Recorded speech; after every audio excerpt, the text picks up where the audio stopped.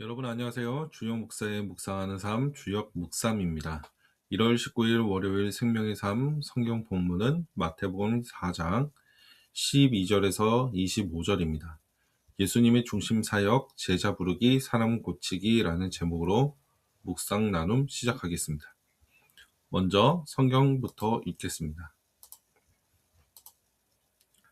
예수께서 요한이 잡혔다고 하는 말을 들으시고 갈릴리로 돌아가셨다. 그리고 그는 나사렛을 떠나 스불론과 납달리 지역 바닷가에 있는 가버나움으로 가서 사셨다. 이것은 예언자 이사야를 시켜서 하신 말씀을 이루시려는 것이었다. 스불론과 납달리 땅, 요단강 건너편, 바다가로 가는 길목, 이방 사람들의 갈릴리. 어둠에 앉아있는 백성이 큰 빛을 보았고 그늘진 죽음의 땅에 앉은 사람들에게 빛이 비치었다. 그때부터 예수께서는 회개하여라, 하늘나라가 가까이 왔다 하고 선포하기 시작하셨다. 예수께서 갈릴리 바닷가를 걸어가시다가 두 형제 베드로라는 시몬과 그와 형제간이 안드레가 그물을 던지고 있는 것을 보셨다. 그들은 어부였다. 예수께서 그들에게 말씀하셨다. 나를 따라오너라.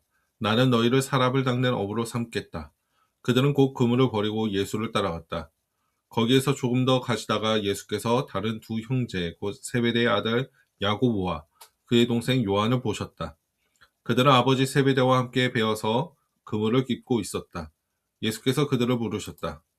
그들은 곧 배와 자기들의 아버지를 놓아두고 예수를 따라갔다.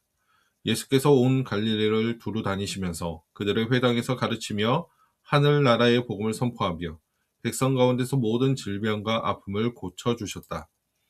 예수의 소문이 온 시리아에 퍼졌다. 그리하여 사람들이 갖가지 질병과 고통을 앓는 모든 환자들과 귀신 들린 사람들과 간질병 환자들과 중풍병 환자들을 예수께로 데리고 왔다. 예수께서는 그들을 고쳐주셨다. 그리하여 갈릴리와 데가볼리와 예루살렘과 유대와 요단강 건너편으로부터 많은 무리가 예수를 따라왔다. 네, 첫 번째 묵상 나눔입니다. 이사 갔더니 말씀을 완성해버렸다. 네, 12절에서 17절까지입니다. 예수님은 세례 요한이 잡혔다는 소식을 듣습니다. 어디서, 누구에 의하여, 어떤 이유로 잡혔던 것일까요? 마태복음 14장 3절 말씀이 생각이 납니다. 헤롯은 일찍이 자기 동생 빌립의 아내 헤로디아의 일 때문에 요한을 붙잡아다가 묶어서 감옥에 가둔 일이 있었다. 세례 요한에 관한 많은 이야기들이 생략되어 있지만 마태의 기록에 의하면 요한은 헤로디아 일 때문에 갇혔던 것으로 보입니다. 그런데 그보다 중요한 것은 예수님의 사역이 시작했다는 것입니다. 눈에 보이는 요한의 사역은 이제 끝이 난 것 같습니다. 하지만 요한의 뒤에 오실 주님이신 예수님은 갈릴리로 향하십니다.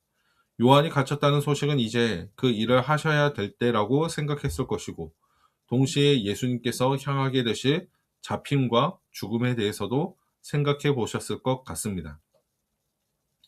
13절에서 16절입니다. 예수님은 고향인 나사렛을 떠나 갈릴리 주변 가버나움으로 가서 사셨다고 기록하는데 여기서도 마태는 그것이 예언자 이사야의 예언의 성취라고 증언합니다. 예수님은 어둠에 앉아있고 그늘진 죽음의 땅에 앉아있는 사람들에게 큰 빛이시라는 것입니다. 바로 구약에서부터 기다려왔던 바로 그 메시아가 바로 이 나사렛 예수님이시라고 증언하고 있는 것입니다. 17절 세례 요한은 퇴장하지만 이제 예수님의 시대가 시작이 됩니다. 예수님의 메시지는 단순했습니다. 회개하여라, 하늘나라가 가까이 왔다. 이거는 단순한 구호가 아니라 예수님의 사역의 핵심이었습니다. 마가복음에서 첫 음절은 때가 찼다였습니다. 구약에서부터 기다려온 그 메시아의 때가 지금 이르렀다는 것입니다. 회개란 무엇일까요? 방향을 돌이키는 것입니다. 하나님을 향하고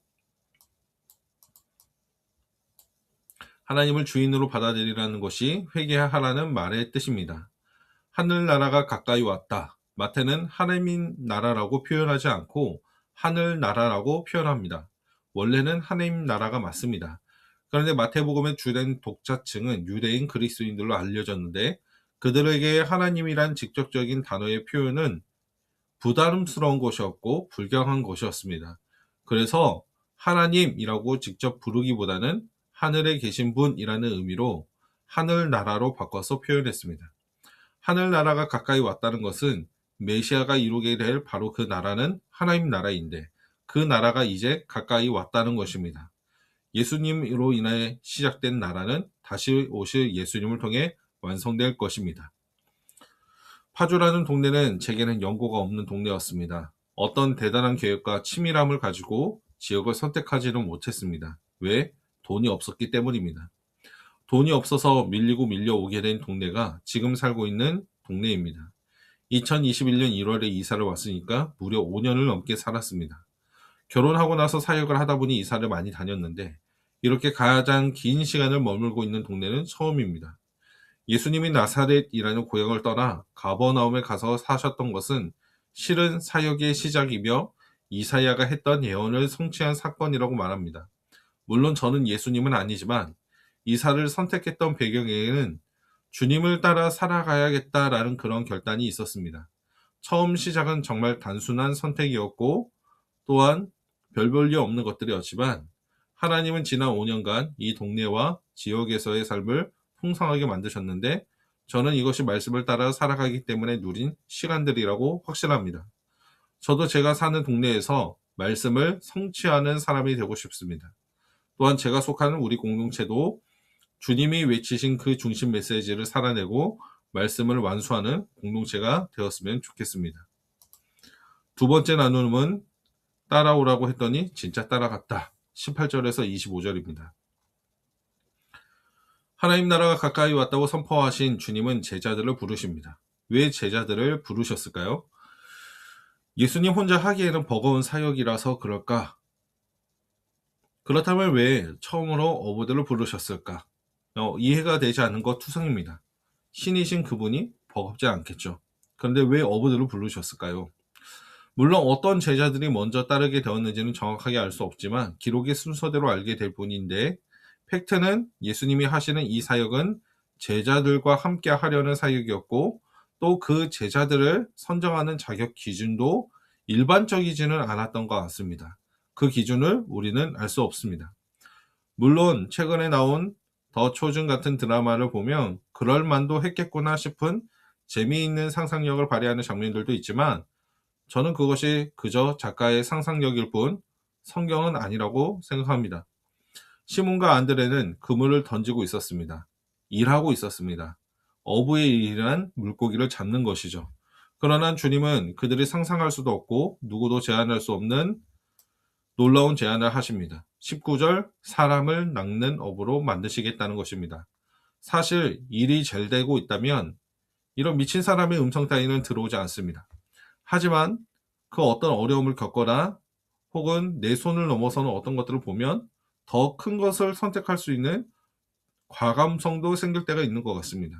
물론 이 성경만 보고 시몬과 안드레가 어떤 상황과 정황에 있었는지 알 수 없지만 그들은 이해할 수 없는 더욱 큰 것을 선택했던 것은 분명합니다. 그래서 굉장히 긴 시간을 그물을 들고 살아왔는데 그것을 버리고 예수님을 따라갈 수 있었던 것입니다. 그러나 이 모든 것도 예수님을 따라오라고 부르시지 않았다면 그들은 여전히 그 상태 그대로 그물을 던지고 있었을지도 모릅니다.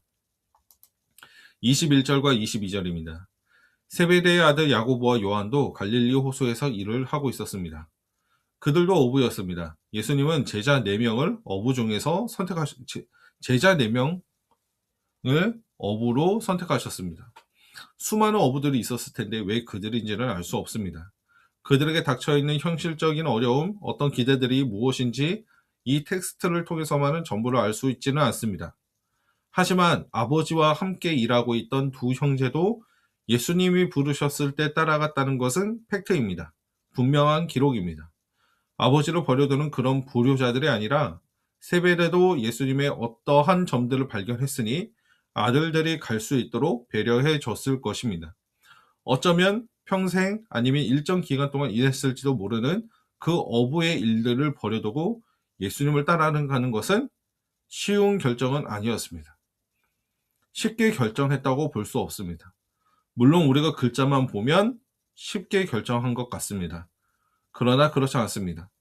저 또한 쉽게 선택하지는 않습니다. 심지어 이것은 인생이 걸린 문제가 아니겠습니까? 어부였던 그들도 예수님의 무언가를 봤기 때문에 무엇인가를 발견했기 때문에, 그것은 자신들이 일해왔던 그것을 버려두고도 선택할 만한 대단히 높은 가치였기 때문에 그들은 예수님을 선택하고 따라 나셨던 것입니다. 23절에서 25절, 예수님은 제자들과 함께 다니십니다. 갈릴리 주변을 다니시면서 회당에서 가르치시고 하나님 나라 복음을 선포했습니다. 그 결과 백성 가운데 있는 모든 질병과 아픔을 고쳐주셨습니다. 그렇다면 하나님 나라 복음은 병을 고쳐주는 복음인가요? 질문이 듭니다.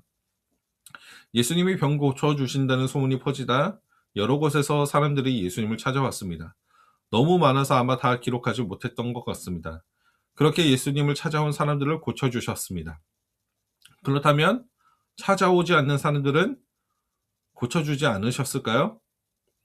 이것만 보면 참 신이라는 분이 쪼잔하게 느껴지는 것 같습니다. 그런데 예수님은 마가복음 1장 15절에서 때가 찼다, 하나님 나라가 가까이 왔다, 회개하여라, 복음을 믿어라, 이렇게 말씀하십니다. 최소한의 믿음은 있어야 합니다. 복음이신 예수님을 신뢰하지 않으면 어떠한 일도 일어나지 않는다는 것을 보여주는 것은 아닐까 생각이 듭니다. 믿음이 있으면 병이 없어야 될까? 또 그렇지 않는 것 같습니다. 예수님께 고침을 받고 지금까지 살아남았다는 사람을 본 적이 없습니다. 결국 사람은 죽습니다. 하나님 나라 복음은 오늘 내 육신으로 건강하게 만들어 평생 잘 살아가게 하는 것이 목적이 아닙니다. 하나님이 제자들을 부르시고 사람을 고치신 이유가 분명히 있습니다. 계속해서 마태복음 말씀을 묵상해 나가며 더욱 분명하여지고 선명해졌으면 좋겠습니다. 묵상과 적용입니다. 내가 무엇을 해야만 예수님을 따라간다고 생각할 때가 있었습니다. 그런데 그보다 중요한 것은 먼저 예수님이 나를 부르셨다는 것입니다. 제자들을 부르신 예수님이 별 볼 일 없는 나도 부르셨습니다. 사람 낳는 어부는 아니더라도 이 세상에서 뭔가 의미 있는 삶을 살 수 있을 것이라고 부르셨습니다. 지금보다 훨씬 좋은 것이라고 부르셨습니다. 먼저 부르신 그 예수님이 계시기 때문에 그분 또한 발견할 수 있었기 때문에 그동안 내가 가지고 있었던 생각과 가치관을 버려두고 따라갈 수 있었습니다. 이제 주님을 따른다는 것은 지속적으로 그분 곁에 머무는 것이고 그분을 보는 것입니다.